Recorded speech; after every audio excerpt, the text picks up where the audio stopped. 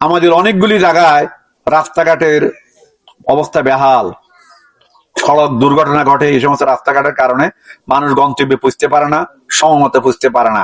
দুই একটা রাস্তা ভালো থাকলেও অধিকাংশ রাস্তাই এমন ভাবে ভাঙা যে হাঁটতেও কষ্ট হয়, যানবাহন তো চলা দূরে থাকুক।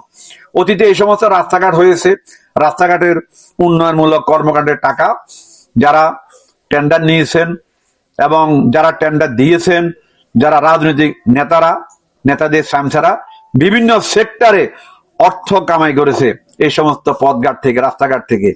আমরা বলতে চাই, এই সমস্ত সেক্টরের দুর্নীতি বন্ধ হলে রাস্তাঘাটে যে উন্নতি হবে, রাস্তাঘাটে যে সংস্কার হবে, এগুলি টিকসই হবে। পাশাপাশি যেখানে শিক্ষা প্রতিষ্ঠান আছে, শিক্ষা প্রতিষ্ঠানের আগমন প্রস্থানের যে পথ আছে, ছেলেমেয়েরা যেতে কষ্ট হয়, বর্ষাকাল তো যেতেই পারে না। এই সমস্ত রাস্তাঘাটের সম্পূর্ণ সংস্কার করে মানুষের যাতায়াতের জন্য সুব্যবস্থা করা হবে ইনশাআল্লাহ।